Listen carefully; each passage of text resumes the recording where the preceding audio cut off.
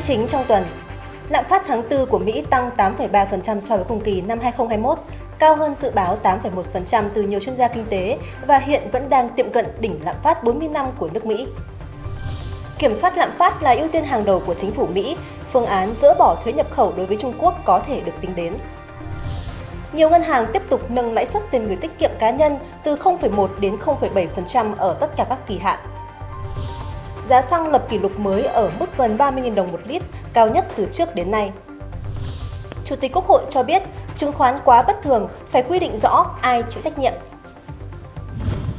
Kính chào quý nhà đầu tư đã đến với bản tin tuần của chứng khoán NH Việt Nam. Quý vị vừa điểm qua một số tin chính trong tuần vừa rồi. Vâng, và sau đây thì xin mời anh Hoàng có thể tổng kết thị trường chứng khoán trong tuần qua. Trong tuần qua thì có thể nói là thị trường bị bán tháo với mức độ rất lớn. Trong đó có 3 ngày mà VN Index giảm tới khoảng 60 điểm và số mã giảm sàn lên tới khoảng tầm từ 160 đến 220 mã. Trong đó có 3 ngày mà VN Index giảm tới khoảng 60 điểm và số mã giảm sàn thì lên tới khoảng 160 đến 220 mã. Xen kẽ vào đó là 2 ngày tăng điểm nhẹ. Tổng kết tuần thì VN Index giảm tới 147 điểm, tương đương với mức giảm là 11%. Có lẽ thì cũng không có nhiều điểm nhấn đặc biệt nào khác để nói về thị trường trong tuần qua, ngoài việc là tất cả các nhóm ngành và cổ phiếu đều giảm rất là sâu. Thanh khoản tuần qua thì tiếp tục giảm nhẹ 1,4% so với tuần trước đó và có thể nói là thanh khoản ở mức thấp nhất trong khoảng gần 2 năm qua. Trong bối cảnh mà thị trường giảm sâu với thanh khoản cũng giảm rất là mạnh thì cho thấy là lực cầu bắt đáy của thị trường hiện tại cũng đang rất là yếu. Vâng, vậy tình hình mua bán của khối ngoại cũng như là diễn biến về lãi suất tỷ giá trong tuần qua như thế nào ạ thưa anh? Trong tuần qua thì khối ngoại mua dòng tuần thứ 5 liên tiếp với giá trị cũng khá là lớn là 1.113 tỷ. Các mã được mua nhiều là DGC, Nam Long, Vinhome, STB và Đạm Phú Mỹ. Trong khi đó các mã bị bán nhiều nhất là quỹ ETF VN30, Novaland và Vietcombank. Lãi suất và tỷ giá tăng khá là mạnh trong tuần qua. Cụ thể là lãi suất qua đêm liên ngân hàng tăng tới 54 điểm cơ bản lên mức là 1,91%. Và lãi suất trái phiếu chính phủ kỳ hạn 3 năm thì tăng 9 điểm cơ bản lên mức là 2,28% một năm. Như vậy thì lãi suất trái phiếu chính phủ tiếp tục ở mức cao nhất kể từ khi Covid xảy ra. Tỷ giá tăng 130 đồng lên mức là 22.910 đồng và 23.220 đồng cho chiều mua và bán. Vâng, xin cảm ơn anh. Vậy không biết là trong tuần này sẽ có thông tin gì ảnh hưởng đến thị trường mà nhà đầu tư cần phải chú ý ạ? Thứ năm này sẽ là ngày đáo hạn hợp đồng phái sinh.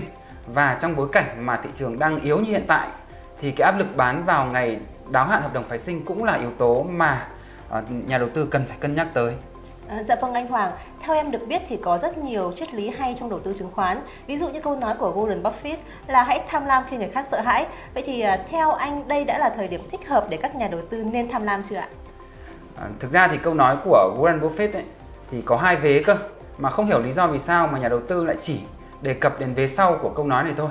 Câu nói chính xác của Warren Buffett đó là hãy sợ hãi khi người khác tham lam và tham lam khi người khác sợ hãi. Tất nhiên là thị trường đang giao dịch như hiện tại với những ngày mà số mã giảm sàn lên tới khoảng 160 đến 220 mã thì không thể nói là thị trường đang không có nỗi sợ được. Rõ ràng là đang có một cái nỗi sợ nào đó trên thị trường rồi. Tuy nhiên thì sợ hãi là một cái động từ mang tính định tính thôi mà chúng ta cần phải định lượng cái nỗi sợ nữa cơ.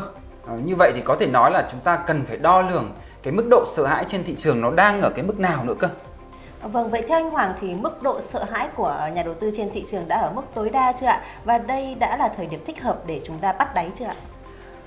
Theo mình thì thực ra thì trên thị trường cũng chẳng có ai có thể nói được là nỗi sợ trên thị trường nó đã ở mức tối đa hay chưa, kể cả bản thân Warren Buffett nữa. Chúng ta chỉ có thể trả lời câu hỏi là liệu cái nỗi sợ trên thị trường nó đã cao ở một cái mức độ hợp lý nào đó hay chưa, và liệu các cái cổ phiếu mà chúng ta yêu thích nó đã giảm về cái mức giá trị hợp lý hay chưa mà thôi. Do đó thì với việc là chỉ số định giá PE của VN Index hiện tại chỉ rơi vào khoảng tầm 12,9 lần thôi, tức là thấp nhất trong rất là nhiều năm qua rồi, và giá của rất nhiều cổ phiếu đã giảm tới khoảng 50% từ đỉnh rồi, thì theo mình thì cái quyết định bán ra ở thời điểm hiện tại có lẽ cũng không phải là một quyết định hợp lý nữa. Vâng, nếu vậy thì nói theo một khía cạnh khác thì theo anh liệu có một cái yếu tố về mặt cơ bản nào khiến nhà đầu tư lo lắng hay lo sợ nữa không ạ? Và nó sẽ giúp chúng ta trả lời câu hỏi là liệu nỗi sợ có còn tăng thêm nữa không? Và liệu nhà đầu tư còn phải đối mặt với thông tin bất lợi nào nữa trong thời gian tới ạ thưa anh? Thật lòng mà nói thì theo đánh giá của cá nhân mình, vẫn còn nhiều các cái rủi ro ở thị trường thế giới và cả thị trường Việt Nam nữa mà vẫn còn chưa xảy ra. Thứ nhất là lạm phát tại EU trong tháng 4 đã tăng tới 7,5% so với cùng kỳ, cao nhất từ trước đến nay. Và EU là một trong số rất là ít khu vực mà chưa tăng lãi suất trong thời gian qua để tiếp tục hỗ trợ nền kinh tế tăng trưởng. Tuy nhiên, trong bối cảnh mà lạm phát vẫn cứ tăng và chưa có dấu hiệu hạ nhiệt như hiện tại thì đã có rất nhiều cảnh báo rằng EU sẽ phải sớm tăng lãi suất để lạm phát không vượt qua khỏi cái tầm kiểm soát, ngụ ý rằng EU sẽ sớm phải tăng lãi suất trong thời gian tới. Thứ hai là lạm phát tại Mỹ vẫn chưa có dấu hiệu hạ nhiệt. Lạm phát tại Mỹ trong tháng 4 đã tăng tới 8,3% so với cùng kỳ. Điều này sẽ làm dấy lên lo ngại rằng Fed sẽ tiếp tục tăng mạnh lãi suất trong thời gian tới, ít nhất là thêm 0,5% nữa trong năm 2022.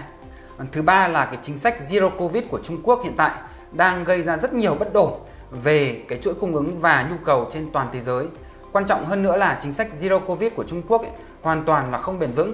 Cho dù trong lần này Trung Quốc có thành công trong việc là đưa cái số ca Covid về không đi chăng nữa thì nó vẫn cứ như là một cái quả bom nổ chậm trong tương lai có thể bùng nổ bất cứ lúc nào khi mà Covid lại có thể lây lan trong cộng đồng. Nói một cách khác với chính sách sống chung với Covid của chúng ta thì dù Covid có thể bùng nổ trong một khoảng thời gian nhất định từ 3 đến 6 tháng chẳng hạn. Tuy nhiên thì sau cái khoảng thời gian đó thì tình hình sẽ tương đối là ổn. Còn với chính sách Zero Covid thì bản thân mình cũng không biết là Trung Quốc sẽ thoát khỏi cái sự lệ thuộc vào Covid bằng cách nào nữa. Và cuối cùng cũng phải nói đến rằng lạm phát tại Việt Nam hiện tại thì đang tăng rất là nhanh. Mặc dù lạm phát tháng 4 chỉ tăng có 2,64% so với cùng kỳ thôi. Tuy nhiên thì chúng ta phải hiểu rằng hầu hết cái mức tăng này lại đang rơi vào 4 tháng trở lại đây.